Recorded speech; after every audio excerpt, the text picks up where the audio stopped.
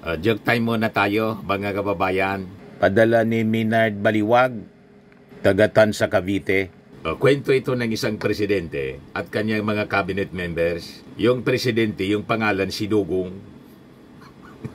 Para niya, Mr. Maravillas. Pangalan pala, may katunog. Katunog lang po, mga kababayan. Pinulong ng presidente, ni President Dugong, yung kanyang mga cabinet members, dahilan sa tindi ng kontrobersya sa korupsyon sa kanyang administrasyon, sumingaw. Sabi ni President Dugong, marahil niya nagtataka kayo kung bakit pinulong ko kayo ngayon. Ito dahil niya sa napag-alaman ko, laganap yung korupsyon. At marahil niya, nagtataka rin kayo kung bakit may hawak akong bola ngayon. Ihawak siyang bola na kasing laki ng baseball. Sabi ng isang member ng cabinet na kalbo. Mr. President, ano po yung bola yan? At para saan yan? Sabi ni President Dugong, ito anyang bolang ito ay makapangyarihan. Hindi ito ordinaryong bola. Sabi din ng isang member na cabinet na may bigote, Balbasero, ano ang klaseng hiwaga at kapangyarihan meron niyang bulang yan? Sabi ni President Dugong, ang bulang ito anya kayang ituro yung mga mapanlinlang at mga taong korap. Madaling sabi mga masasamang tao. Tanong naman ng isang sekretary pa, 3 sekretaris, yung isa kalbo, yung isa may bigote, kamukha ni Robin. At saka yung isang sekretary Butanding, kamukha ni Hari. Sabi ng sekretaryeng si Butanding, sa anong paraan, mahal na presidente? Sabi ni President Dugong, itong bola niyang ito para ma-determine kung sino yung korap, mapanlinlang, yung lahat ng masasama. Ibabato ko lang anya ito dito sa pader. Pag binato ko ito, ang sino man anyang tatamaan ito, pagbalik ng bola, ibig sabihin na niya, tinutumbok nito kung sino yung korap. Nagtinginan yung mga members ng cabinet ni President Dugong. So ngayon natin anya malalaman, sabay balibag ng bato, balibag ng bato ng bola. Doon sa pader, matik po, pumuelta yung bola, tinamaan sa noo si President Dugong.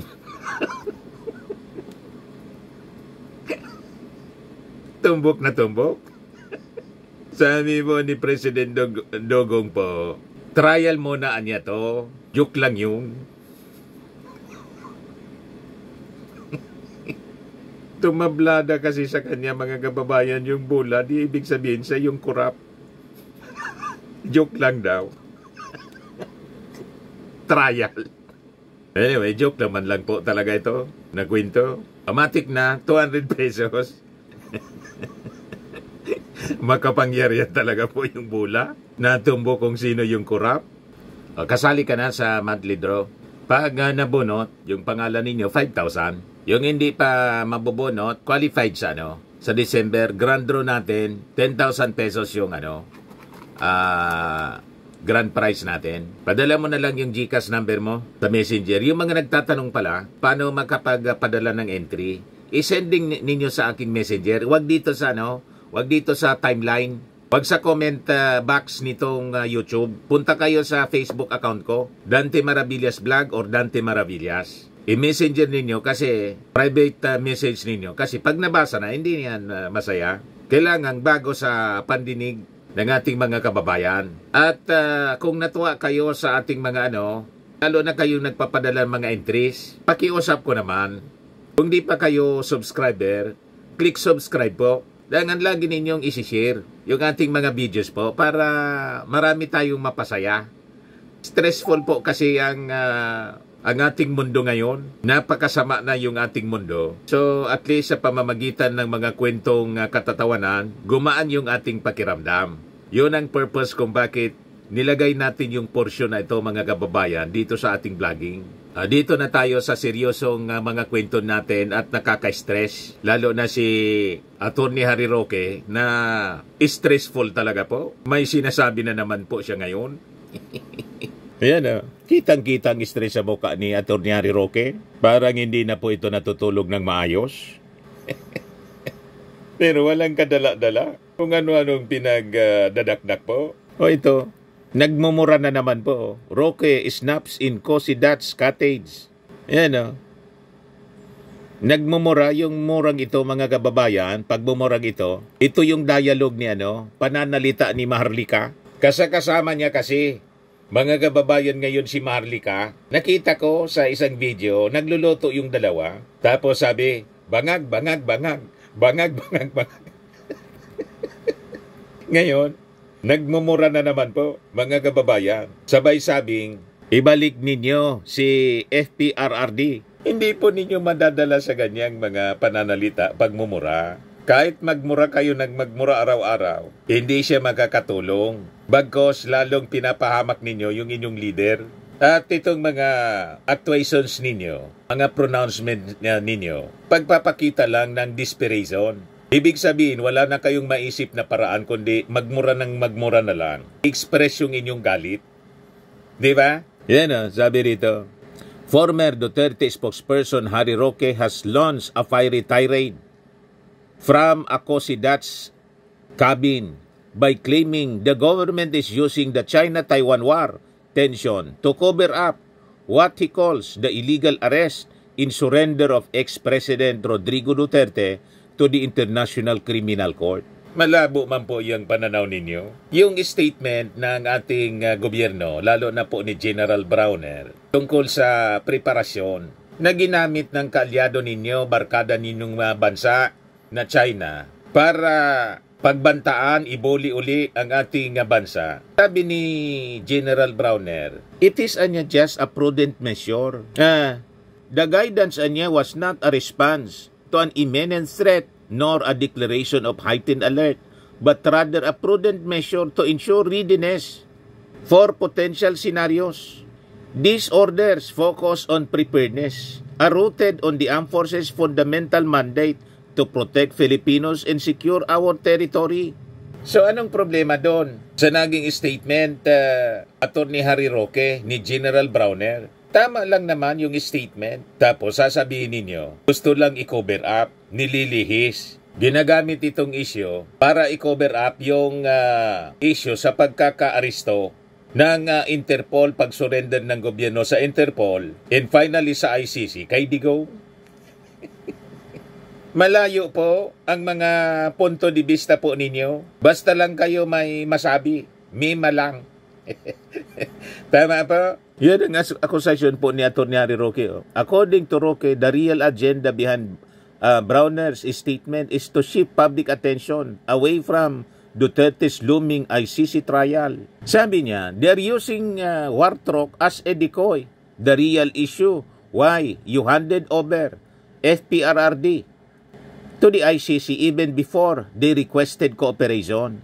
Sabay mura, mga kababayan niya, ibalik ninyo si FRRD, sabi po ni Roque. So ginagamit lang daw na cover para ilihis ang tunay na issue. Malabo pong paniwalaan yung ganyang mga kwento. Bakit man kailangan na i-cover yung pag-surrender ng ating gobyerno sa Interpol kaya Digong? Wala man dapat na i-cover. Yang cover up na sinasabi, statement yan ni Amy Marcos na kaalyado na ninyo.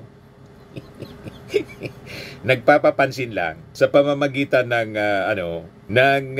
Senate investigation niya na binoykot ng mga cabinet secretaries at minasama ni Bato, Bongo, Amy Marcos at ni Alan Peter Cayetano na mga kaalyado ninyo.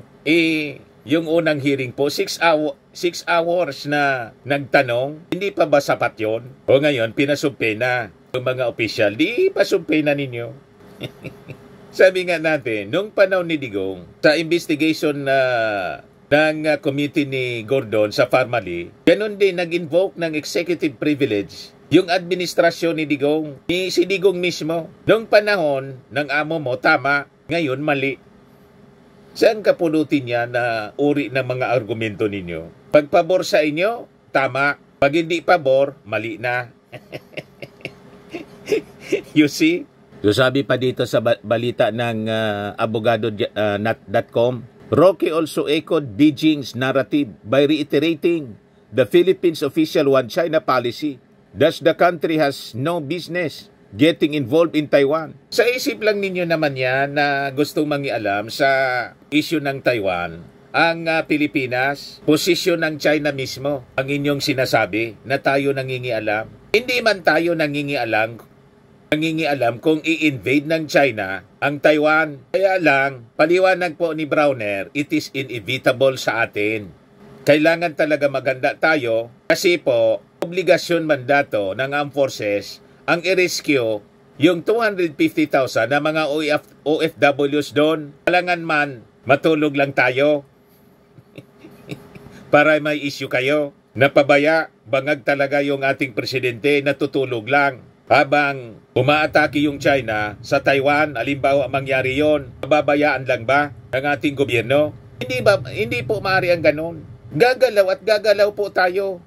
Tulad ng ating ginagawa, this is a normal assignment ng armed forces, di ba? Doon sa conflict sa Middle East, ganun din yung ating ginawa. Kailangan mag-mobilize tayo para i-secure yung ating mga kababayan. That is part of the mandate ng ating armed forces. Ito yung paliwanag ni Executive Secretary Lucas Bersamin. Call for Taiwan invasion preps. No cause for alarm anya. Bakit? Parte lang anya ito ng paganda that we as a country should be put into. The Executive Secretary noted that while the Philippines has been preparing for the possibility of an invasion, it is not certain whether such an event would occur. We're not saying when that invasion will take place, whether it will take place at all. Ang importante sa atin, hindi tayo natutulog sa pansitan.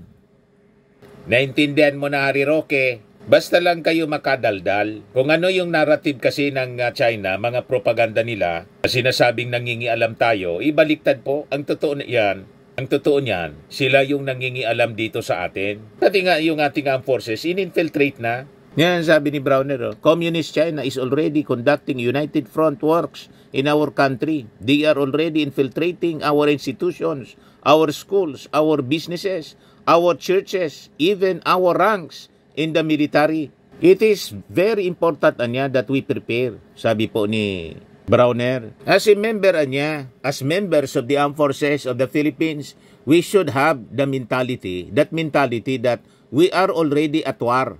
Part of the soldiers' job would be to rescue 250,000 Filipinos working in Taiwan. It is very important that we prepare for any eventuality. Browner alleged that Communist China is already conducting United Front works in our country. They are already infiltrating our institutions, our schools, our businesses, our churches, even our ranks in the military. He said without giving details. He said the Philippines was also experiencing cyber warfare, information warfare, cognitive warfare, political warfare. Yung political warfare kasama doon yung mga kaalyado ng China rito, mga pro-China politicians. That is the political warfare. Kaya itong mga statement ni Harry Roque, hindi na tayo nagtataka kung bakit ang narrative niya katulad ng parehas ng narrative ng China mismo. Huwag kami, Atty. Harry Roque. O ngayon, dahil sa mga arrest, sa mga Chinese suspected criminals involved sa mga criminal activities dito, gumanti yung China. May 3 mga Filipino mga kababayan ang inarrest din sa China. Ito na mga kababayan yung reaksyon ng gobyerno. DFA calls on China to ensure rights, due process of Filipinos arrested for alleged spying. 2 days ago kasi po, inaresto ng NBI, NCR ang 12 na mga Chinese nationals sa isang exclusive subdivision sa Muntinlupa City dahil sa illegal possession of firearms. Kabilang sa mga nakuhang gamit ang mga pistol, ammo, taser, tactical gear at ID. Noong mga nakaraang buwan, several Chinese yung mga nahuli po sa paniniktik dito sa atin. Kaya ngayon, tulad ng sinabi po ni General Browner, matindi yung ginagawang mga activities ng China rito. Ini-infiltrate lahat, tinitiktikan po tayo. Kaya gumanti ngayon. May 3 Pinoy din ang hinuli kahapon sa China. Inakusahang naniniktik din mga kababayan. Yan o. Siguradong gumaganti sila kasi noong January, at least 5 Chinese nationals were arrested on suspicion of espionage in January and another 2 in February by Philippine authorities. On Wednesday, the National Bureau of Investigation said 12 Chinese nationals were arrested in raids on 3 places in exclusive subdivision in Muntinlupa City. The NBI agencies 5 pistols, ito na nga nang sinabi natin, tactical knives, kitchen knife, handcuffs, etc. etc. Kaya ngayon, gumaganti po, malinaw, 3 Pinoy man ang pinuli dahil sa sabi, naniniktik sa kanila. Kaya nanawagan po yung ating Department of Foreign Affairs on China to ensure rights, due process of Filipinos arrested for alleged spying. So sabi po ni DFA spokesperson Maria Teresita Daza, nag-reach out na sila to Beijing to ensure that the allegations are tried with due process in full respect to the rights of the said Filipinos in accordance with domestic law and the Philippine-China Consular Agreement. Kahapon, kinonfirm ng China's Foreign Ministry that it arrested 3 Filipinos after they were accused of spying for the Philippine Intelligence Agency.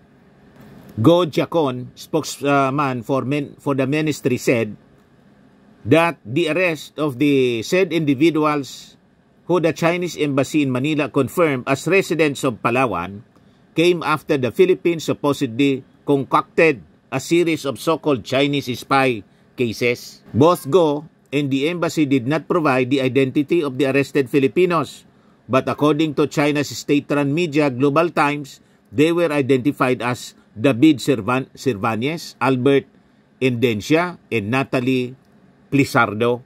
Ang sabi ng Global Times, si Cervantes is a long-term resident of China. He was detained after he was found repeatedly loitering near military facilities daw, prompting Chinese authorities to raise suspicions. Indencia and Plisardo were also alleged to be working alongside Cervantes for a member of the Philippine Intelligence Service, sabi po ng Chinese media. Ngayon, in early March, the provincial government of Palawan reported that 3 of its residents were arrested in December last year by Chinese authorities for alleged espionage. According to Palawan Provincial Government Board member Ryan Maminta, 2 of those arrested were former scholars of the Hainan Government Scholarship Program in China.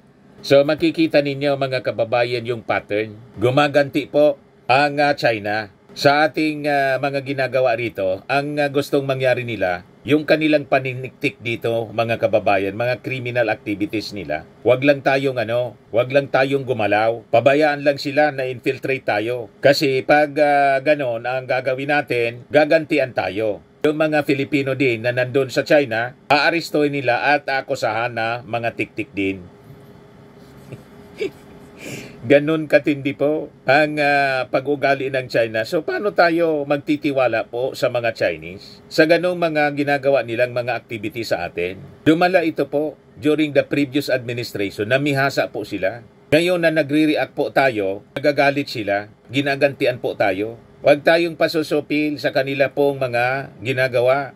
Manindigan tayo rito. Ipaglaban ang ating sovereignty. At tayo mga kababayan naniniwala na itong kaso sa 3 mga Filipino po, paganti lang po, ginagawan po ng kaso para baliktarin po tayo.